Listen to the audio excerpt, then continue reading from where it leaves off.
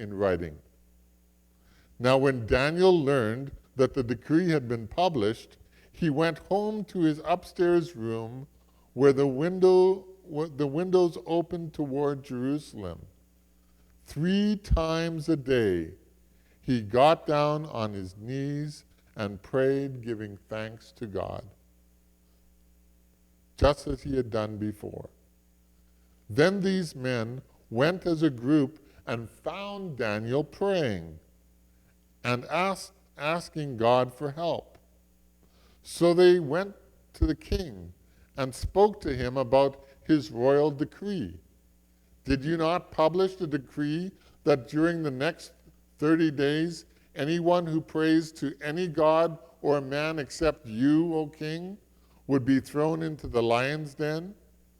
The king answered, the decree stands in accordance with the laws of the Medes and Persians, which cannot be repealed.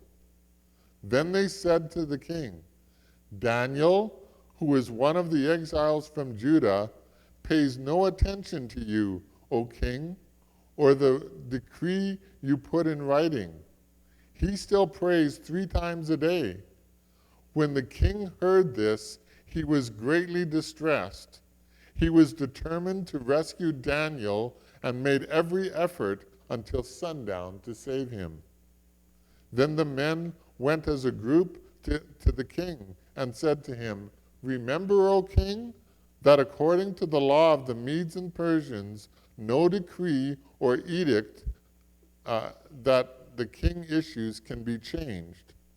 So the king gave the order, and they brought Daniel and threw him into the lion's den. The king said to Daniel, May your God, whom you serve, continually rescue you. A stone was brought and placed over the mouth of the den, and the king sealed it with his own signet ring and with the rings of his nobles, so that Daniel's situation might not be changed. Then the king returned to his palace and spent the night without eating and without entertainment being brought to him, and he could not sleep. At the first light of dawn, the king got up and hurried to the lion's den. When he came near the den, he called to Daniel in an anguished voice, Daniel, servant of the living God, has your God, whom you serve continually, been able to rescue you from the lions? Daniel answered, O king, live forever. My God sent his angel, and he shut the mouths of the lions. They have not hurt me, because I was found innocent in his sight, nor have I done anything wrong before you, O king. The king was overjoyed and gave orders to lift Daniel out of the den. And when Daniel was lifted from the den, no wound was found on him, because he had trusted in his God. At the king's command, the men who falsely accused Daniel were brought in and thrown into the lion's den, along with their wives and children. And before they reached the floor of the den, the lions overpowered them and crushed all their bones. Then King Darius wrote to all the peoples, nations, and men of every language throughout the land, May you prosper greatly. I issue a decree that in every part of my kingdom, people must fear and reverence the God of Daniel. For he is the living God, and he endures forever. His kingdom will not be destroyed. His dominion will never end. He rescues and he saves. He performs signs and wonders in the heavens and on earth. He has rescued Daniel from the power of the lions. So Daniel prospered during the reign of Darius and the reign of Cyrus the Persian. May God bless this reading of his holy word. I want to make 4 observations this morning about Daniel. 4 very simple, but I hope powerful observations. First of all, Daniel was a man of integrity, a man of integrity. And because he was a man of integrity, he stood out. Do you know that people are watching us? You are being watched every day of your life, especially if you claim to be a Christian. People are watching you. They're watching what you say. They're watching how you behave. They are watching how you do your work. And people were watching Daniel. The king was watching Daniel. The rest of the administrators and the satraps were watching Daniel.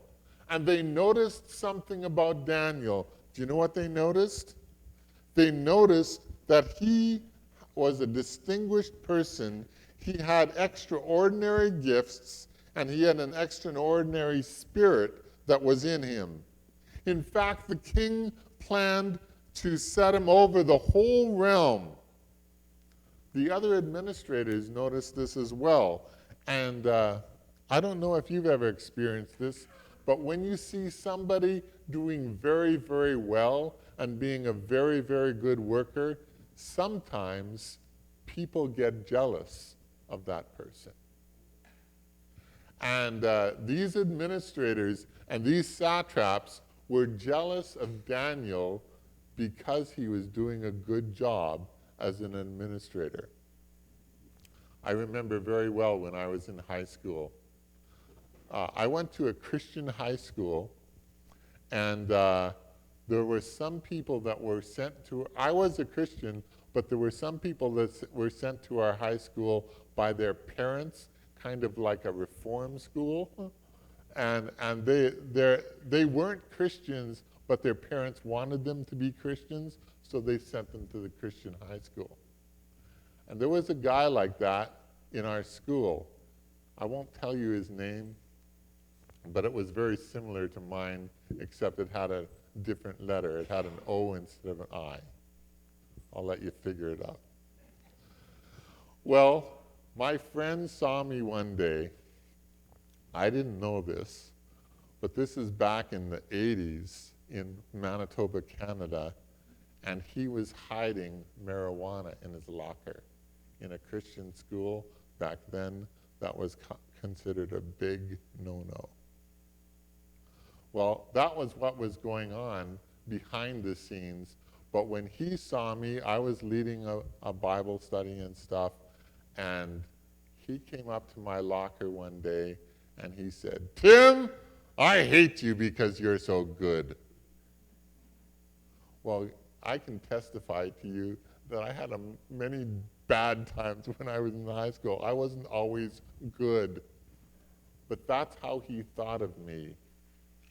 And that's how the satraps and administrators thought of Daniel. They tried to find him doing something wrong. And there was nothing they could find. No charge of corruption, no charge that he had done anything negligent.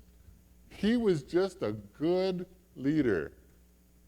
Believe it or not, we're coming up to election season again. And have you ever noticed that in elections, the opposite side tries to dig up dirt on the candidate running against them so they can post on TV all the bad things that this person has done? That's what these satraps were doing. They were trying to dig up some dirt on Daniel, but apparently there wasn't any dirt to dig up. So they came to this idea that the only way to find something that Daniel would fall down on is if you asked him to disobey God's law. Isn't that amazing? Could it be said of you that the only thing that could trip you up is if you were told to disobey God's law and you wouldn't do that? What an amazing person Daniel was. He was a man of integrity. He stood out. So then they went to propose this law to the king. And I want you to take a careful look at verse 6, I think it is.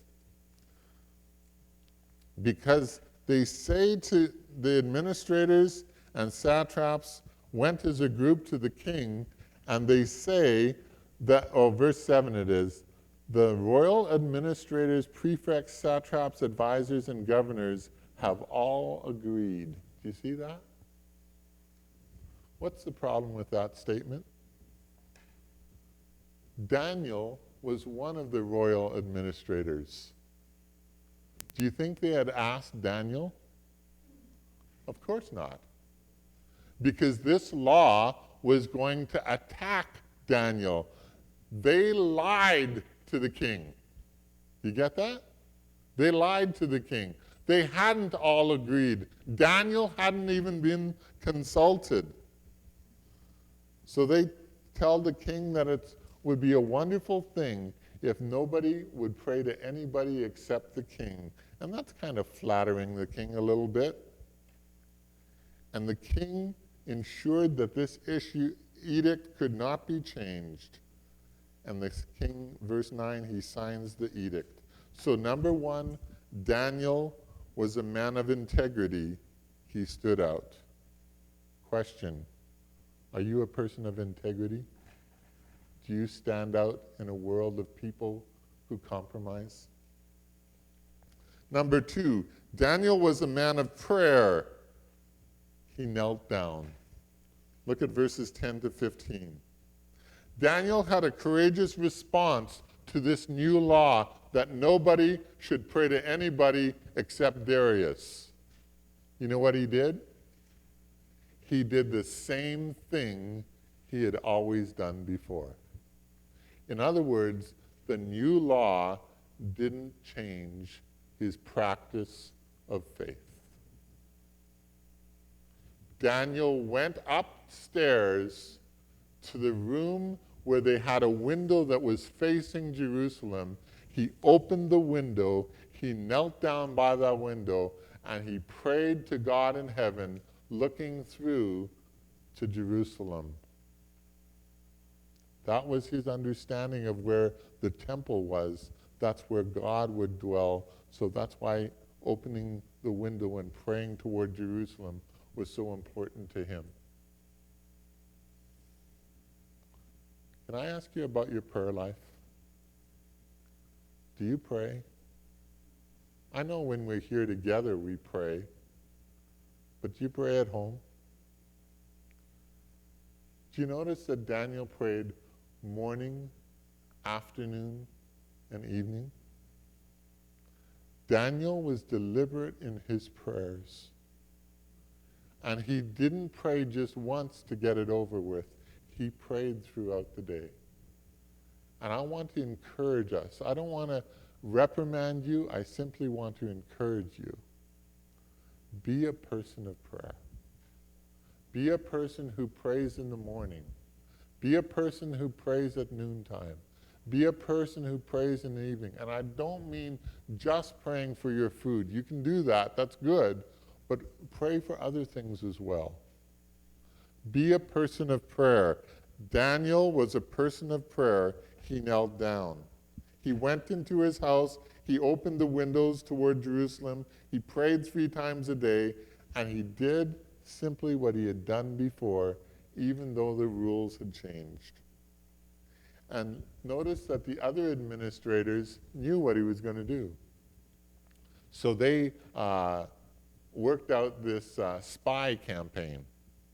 They were going to go under his window and they were going to watch to see when he was praying. And when they caught him praying, then they could go back to the king and report him to the king. Again, if you are aware of it or not, people are watching you if you claim to be a Christian. They are watching if you pray. They are watching if you live for God. They are watching how you react to things during the week. Are you a person who will continually do what you've always done, continue to pray? That's what Daniel was like. And that's what we should be like. So they found him petitioning and imploring his God, And the administrators went to the king and they said, "Didn't you sign an edict?" And the king said, "Of course I did." And then they reported on Daniel, "Daniel has ignored you and the edict." Well, this was a shock to the king, and it says very clearly that the king was displeased. He knew that he had been tricked. These administrators had tricked the king. And he set his mind towards finding some way to rectify the situation. But alas, he couldn't find a way to rectify the situation. The administrators went to the king to remind him that the law of the Medes and Persians could not be changed. So number one, Daniel was a man of integrity. He stood out. Number two, Daniel was a man of prayer. He knelt down. Number three, Daniel was a man of faith. He trusted God. The king gave the order that Daniel should be thrown into the lion's den. And the king speaks to Daniel in verse 16, and he says, "May your God, whom you," I love this word, "continually serve, rescue you." The king knew that Daniel wasn't just come to Sunday morning prayer. You know, I'm going to pray when everybody sees me because then they'll think I'm a good person and I pray with them. No, that's not Daniel. The king knew that Daniel was a person who continually served his God. And he said, "May this God whom you continually serve rescue you." And it doesn't seem like Daniel is afraid. By the way, I want you to think about how old Daniel is. Daniel is not in his teens anymore. Daniel has been serving the Lord for 65 years or more. It's most likely that Daniel, are you ready for this, is 85 years old when he's thrown into the lion's den. Anybody here 85 or more? Raise your hand. Let's see ya. A few of you. Guess what? You're the age Daniel was. God's not finished with you yet. God still wants you to continually love him, to continually serve him. People are watching your example. Just because you're 85 doesn't mean it's over. It ain't over till the king comes. So think of that. Daniel's an older man, but Daniel was a man of faith. He trusted in his God. And the king says to Daniel, "May God, whom you continually serve, rescue you." And a stone was placed over the mouth of the den. That almost reminds me of another stone that was placed over the mouth of a den. It reminds me of the story when Jesus was buried. So, a stone was placed over the mouth of the den, and the king sealed it with his ring, so nothing could be changed. Then the king spent the night fasting. I like this. King Darius had a bad night. Have you ever had a bad night when you couldn't sleep? I told this story one time to a group of 1,000 children in a school in St. Lucia. And I remember in part of my story, because there's so many kids, you have to over-exaggerate your illustration. And I remember saying, the king tossed and he turned and he tossed and he turned, and the kids were just eating it up. It was fun. Well, I can imagine King Darius tossing and turning. He didn't sleep. He wouldn't eat. And he took no diversions. That means he didn't watch videos all night. He could not sleep. His passion was that he still loved Daniel, even though he had signed the law that put Daniel in the lion's den. And as early in the morning as the king could, he ran to the lion's den to see if God was able to rescue Daniel from almost certain death. And what happened? King Darius says, "Daniel, are you in there?" And he listens. "Daniel, has God come, your God whom you continually serve, been able to rescue you from the lions?" And he listens. And then finally he hears this voice, this confident voice coming from the back of the den. "My God sent his angel and shut the lion's mouth." Wow. Not only did he shut the lion's mouth, he must have kept their limbs calm. Because we're going to read in just a few, or read in just a few verses later, that the other people that were sent in there, the lions crushed them. The lions didn't crush Daniel. The lions didn't eat Daniel. The God of Daniel caused the lions. By the way, the God of Daniel was the God who created the lions. The God of Daniel was the God who was the king of the beasts. So the God of Daniel was in control of the lions. And he could say, "Hey boys, shush." And they shushed. And Daniel had a better night in the lion's den than the king had in the palace. And you know what? If you put your trust in God, you can have a better night in a difficult time than anyone else. He says, "My God sent his angels and shut the lion's mouth. They haven't harmed me. I was found innocent before him, and I have not done anything to harm you either." The king was overjoyed, and he said, "Everybody, let's have a celebration." He gave orders to take Daniel out of the lion's den, and he found that Daniel was completely unharmed. Why? Because he trusted in his God. Do you trust in your God? Do you trust in God even when it seems like things are hopeless? That's what Daniel did.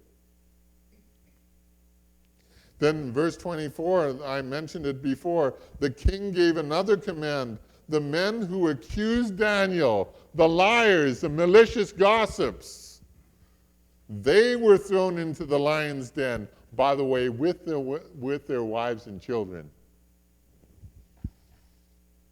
And the lions overpowered them immediately as they were thrown into the den. Their bones were crushed, and the lions had a meal. You say, "Oh, Pastor Tim, don't you feel sorry for those people?" God knows the hearts of all people. And God is not only a God of love, he is also a God of justice. And he is a God of wrath. And if you turn away from the living God, you will be punished. That's what the scripture teaches. The lions overpowered them and they crushed their bones. So number 4, Daniel was a man of prosperity. You say, "Watch out, Pastor Tim. You're not supposed to be a prosperity teacher." Well, listen carefully. This is what the text says. Daniel prospered during the reign of Darius and Cyrus. Who was Darius? He was a Mede. Who was Cyrus? He was a Persian. He prospered in a new government. Why? Because he put his God first. Never be so much of a Democrat or so much of a Republican that you don't put God first. Be a Jesus person. And it says the king got excited. And I know that you don't, it's not really the right thing to command people to love God, because we don't have the right to command people to love God. But listen to the king's decree one more time. He said that all of the people should reverence the God of Daniel. Why? For he is the living God, and he endures forever. His kingdom will not be destroyed. Were the Babylonians destroyed? Yep. Were the Medes and the Persians eventually destroyed? Yep. But is God's kingdom destroyed? Never. His kingdom will never be destroyed. His dominion will never end. He rescues and he saves. He performs signs and wonders. Where? In the heavens above and on the earth below. And he has rescued Daniel from the power of the lions. Listen, if you put God first, if you trust in the living God, I have good news for you. God will come to your aid. He will rescue you, and he will honor you for your obedience. I have found out something during my life, that if I'm willing to sacrifice, if I'm willing to lay my life down before the King of Kings, do you know what he does? He turns around and honors me. He gives me more than I deserve. This isn't primarily the prosperity of finances. This is the prosperity of a healthy family. This is the prosperity of children who love the Lord. This is the prosperity of living a healthy life because God is just simply honoring you for putting him first. That's what God does. Daniel prospered during the reigns of Darius and Cyrus. So I conclude this series on Daniel from that familiar chorus that I sang when I was a boy. Dare to be a Daniel. Dare to stand alone. Dare to have a purpose firm. Dare to make it known. Let's pray together. Lord Jesus, thank you that Daniel was the kind of man that he was. And help us to be that kind of people today. Help us to be people of integrity, people of prayer, people of faith, and people of your kind of good prosperity. And if I'm speaking to someone here this morning who needs to put their trust in the living God of Daniel, I pray that you will give them the courage to do what they know they should do and put their faith and trust in Jesus Christ as Savior and Lord. If you're here today and